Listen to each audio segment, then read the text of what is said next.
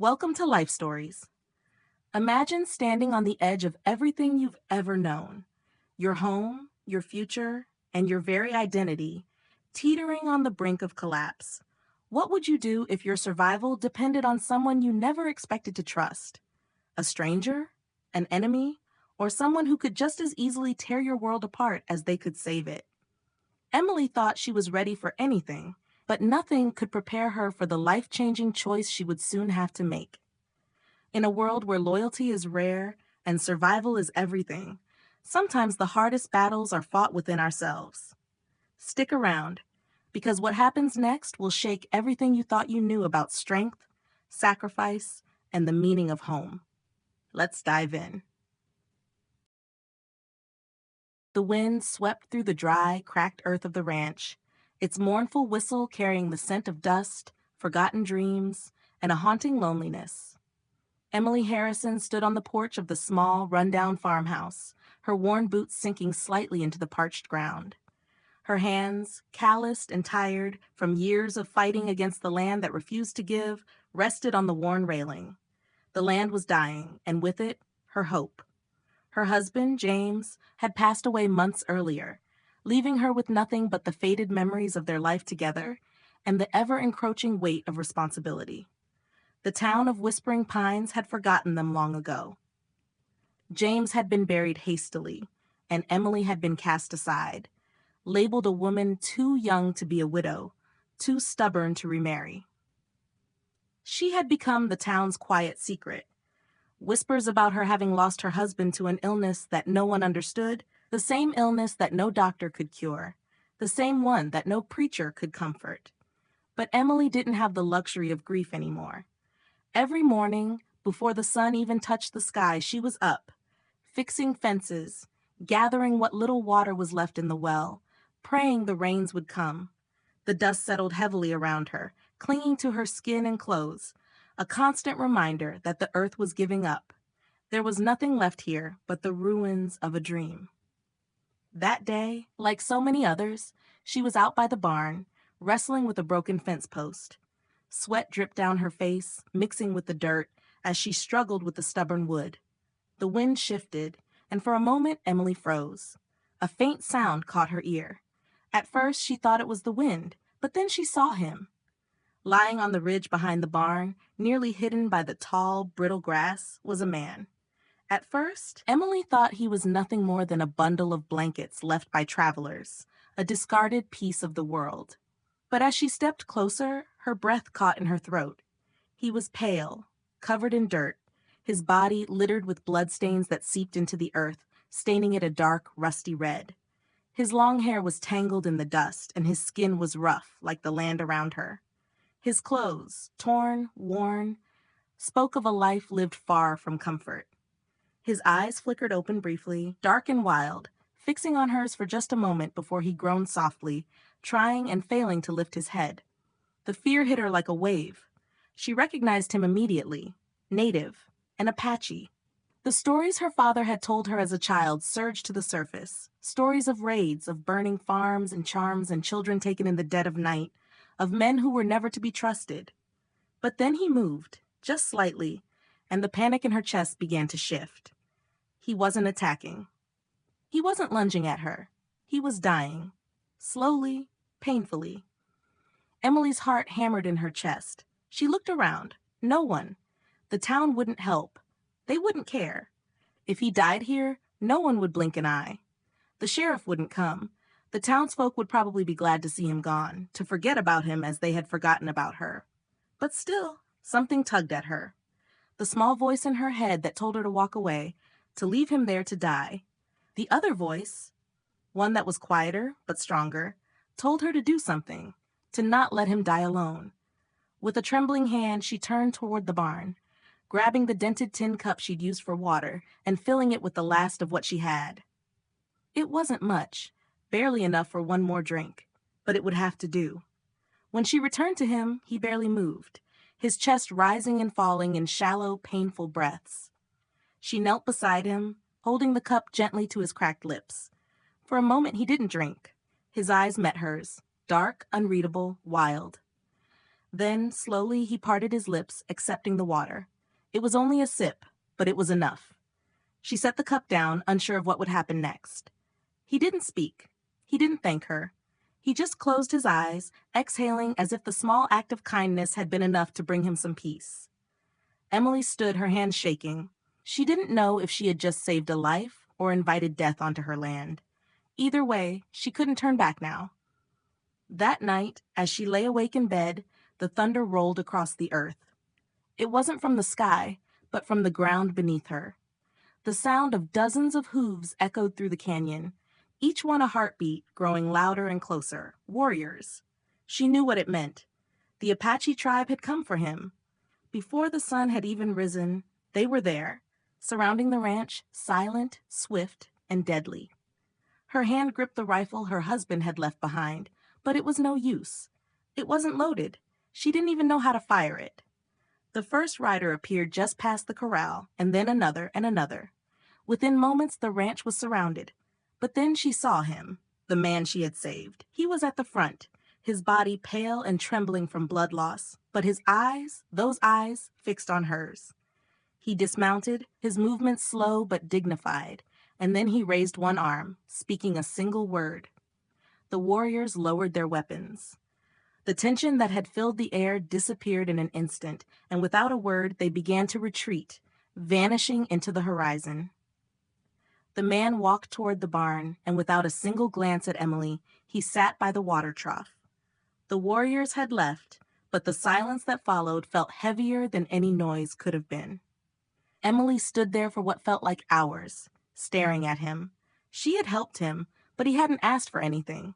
He hadn't thanked her. And yet, somehow, he was still here.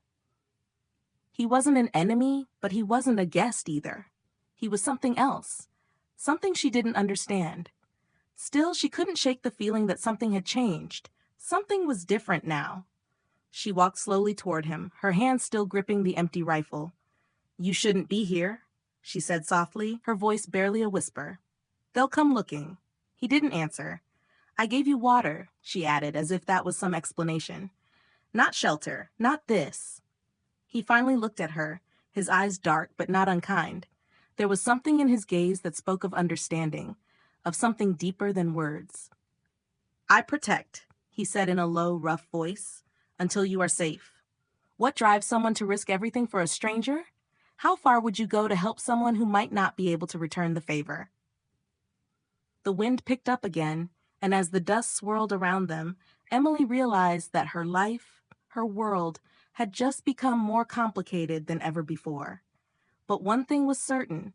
Whatever happened next, she wouldn't be facing it alone. As the sun rose over the ranch, Emily knew the battle for her land was far from over, but she had already made her choice. And in that moment, she wondered, could kindness truly protect her from the storm that was coming? The mornings had become quieter since Ethan Hawke's arrival. The ranch was still, the air heavy with unspoken understanding. Emily moved through the days, tending to the land and the animals, but the unease that had taken root in her chest hadn't fully faded. It wasn't fear anymore. It was something different, something deeper, a sense of waiting, of something about to break. Ethan had begun to heal, but his silence had become an enigma. He worked steadily, fixing the broken fence, sharpening tools, tending to the horses with a kind of care that made her wonder about the life he had lived before he came to her doorstep.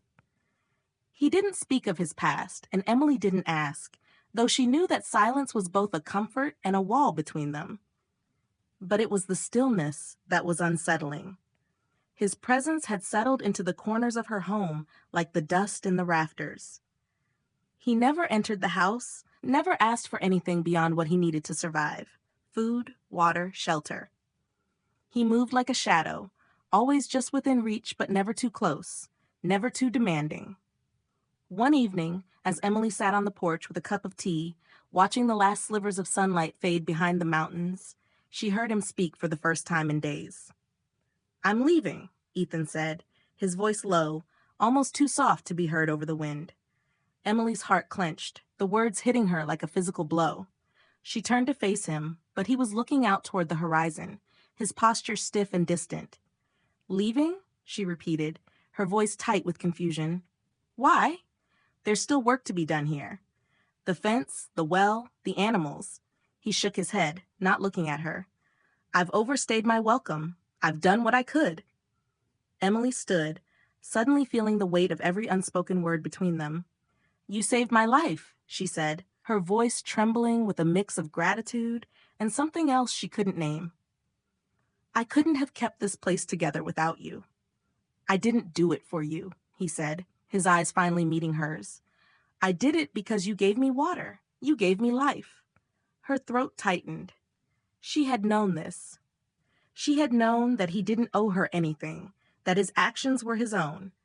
But somehow, in the quiet of the nights they had spent together, in the silence of the mornings where she had learned to rely on him, she had come to believe that his presence here, his protection, his care, was a choice he had made for her, for them. And now, just like that, it seemed that choice was ending. Emily's chest tightened, and she stepped toward him, unsure of what she was about to say. "You can't leave," she whispered, the words coming out before she could stop them. "Not like this." Ethan looked at her then, really looked at her, his eyes searching hers with an intensity that made her breath catch. He took a slow step forward, closing the space between them, and for the first time, Emily saw the full weight of what was behind his eyes. A grief so deep it felt as though it could swallow them both. "Why did you stay?" she asked before she could stop herself. "Why protect me?" He didn't answer immediately. Instead, he looked away, his jaw clenched tightly. When he spoke again, his voice was hoarse, as if the words had been trapped inside him for far too long. "Because you didn't turn away. Because you saw me, saw a man, not a savage." He paused, his eyes dark with something painful, something raw. "But you don't need me here. You never did." Emily felt the air between them thicken, the words hanging in the silence like a storm waiting to break. His words echoed in her mind. "You don't need me here." A part of her wanted to argue, wanted to plead with him to stay, but another part, the part that had learned to survive on her own, knew that this was inevitable. "You're wrong," she said, her voice barely above a whisper. "I do need you." He didn't respond, but his eyes softened, and for a moment there was something between them, something that neither of them had spoken aloud, but both had known from the beginning. But then, the sound of hooves broke the silence. Emily froze, her heart sinking. She recognized the rhythm of the galloping horses immediately. They were coming from town. She knew it in her bones before she even saw them. Ethan's posture changed in an instant. He stood taller, his body tense, his eyes scanning the distance. "They're coming," he murmured, more to himself than to her. Emily rushed toward the porch, her hand instinctively reaching for the rifle her husband had left behind, still unloaded, still useless. But it wasn't the rifle that would protect her now. It was Ethan. She glanced at him, her chest tight with a growing fear. He was already moving, heading toward the barn where he had taken shelter before. Emily followed, but as she reached the barn, she stopped dead in her tracks. A group of men had arrived, their faces twisted with anger, their weapons drawn.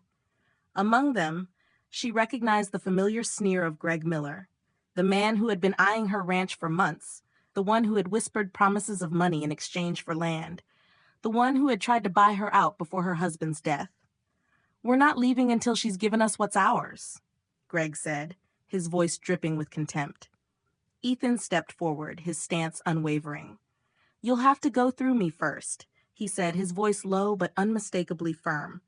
Greg laughed, but the sound was hollow, uncertain.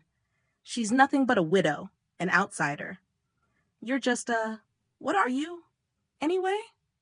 His voice dripped with disdain. Ethan's eyes darkened, and he took a step closer. Emily could feel the tension in the air, thick and suffocating. The town had always whispered about him, about the Apache man who had stayed with her. And now that whispering was about to turn into something far louder. The men hesitated, their eyes flicking nervously between Ethan and Emily. But before anything could escalate, one of the men, a younger one, stepped forward, his hand raised in a gesture of peace. "Enough," he said, his voice surprisingly calm. She's not the enemy. We've come for the ranch." The words hit Emily like a slap. They weren't here for Ethan. They were here for her. They were here to take everything from her, everything her husband had fought to keep. Have you ever had to choose between the safety of someone you care about and your own survival? What would you do if the person you thought you could rely on was forced to leave? With her heart racing, Emily knew the choice was no longer hers to make. The storm was here, and there was nowhere to hide. Ethan's past was coming for them, and this time she wasn't sure if they would survive it. The ground was shaking beneath her feet, and this time she was ready to face whatever came next. The sun hung low in the sky, casting long shadows across the dry earth as the tension in the air thickened. Emily stood at the edge of her porch, her heart pounding in her chest. The men from town had arrived, and with them, the looming threat of losing everything she had fought for. Greg Miller stood at the front, his expression twisted with greed and contempt, while Ethan Hawke stood beside her, silent but resolute. The storm that had been gathering for so long was finally here, and there was no more running from it. Greg's voice sliced through the air. "You think you can keep this place just because you gave a dying man water? You think you can hide behind him?" He gestured toward Ethan, his words venomous. "She's nothing, and neither are you. This ranch belongs to me." Emily felt a wave of nausea, the weight of Greg's words sinking deep into her chest. For so long, she had held on to this place, believing it was hers, believing that she could stand alone. But now, standing at the precipice of losing it all, she realized how fragile that belief had been. Ethan's hand tightened on the handle of his knife, but he didn't move. His gaze was fixed on Greg, unwavering. "You're wrong," he said quietly, his voice low but full of authority. "This land doesn't belong to you, it belongs to her." The men around Greg shifted, their eyes darting nervously between Ethan and the others, unsure of what would happen next. Emily's mind raced. She had never wanted to be a hero. She had never asked for this kind of fight. But here she was, standing with the one man who had shown her what it meant to survive, to protect. The words that had been building inside her for days finally broke free.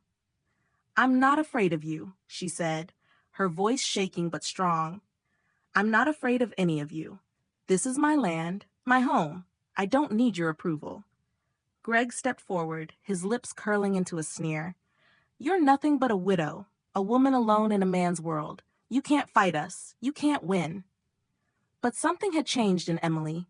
Something deep inside her had shifted in the days that Ethan had been with her. She had started to believe again, not in the land or the past, but in herself, in her own strength. And in that moment, with the weight of everything she had fought for hanging in the balance, she made a choice. She stepped forward, standing shoulder to shoulder with Ethan. "You can take everything from me," she said, her voice steady, "but you'll never take my will. You'll never take my fight, not as long as I'm breathing." Ethan's hand reached out, steadying her with a firm grip on her shoulder.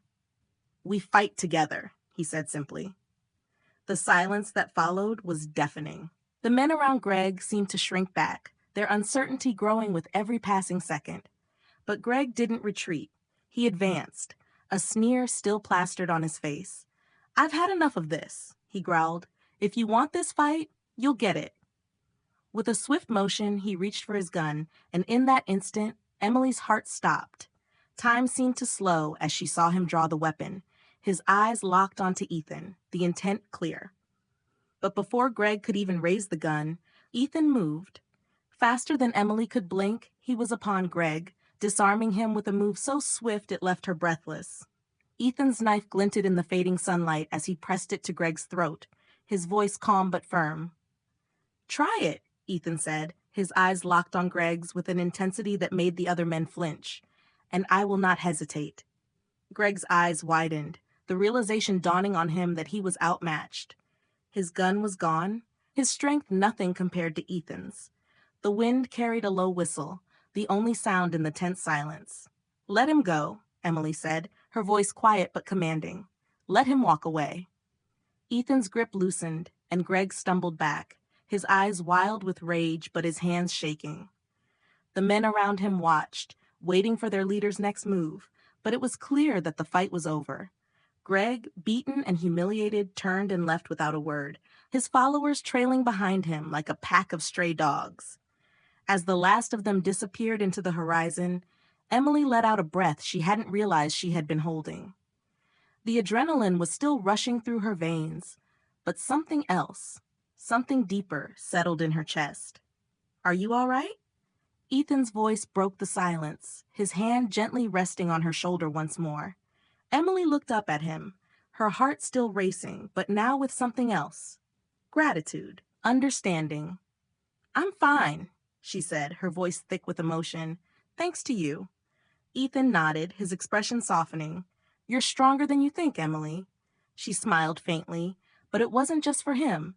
It was for herself, for the woman who had found her voice again, who had refused to back down when everything around her had crumbled.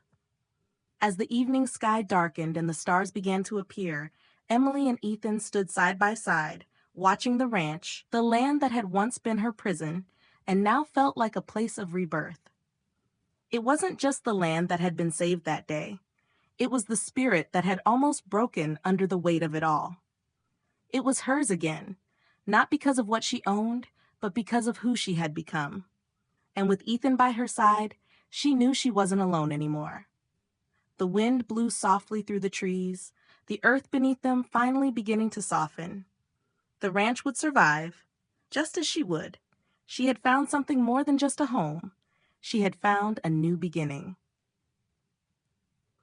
What do you think Emily learned about herself throughout this journey? What would you do if you were in her shoes, fighting for what you believed in?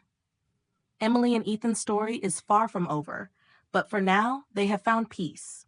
However, the world is still full of challenges, and the choices they made today will have consequences tomorrow. What will happen when the next storm comes? Stay tuned for more. If you enjoyed this story, comment 100 below and let us know how you felt. Where are you watching from? Share this video with your friends, and thank you for watching Life Stories.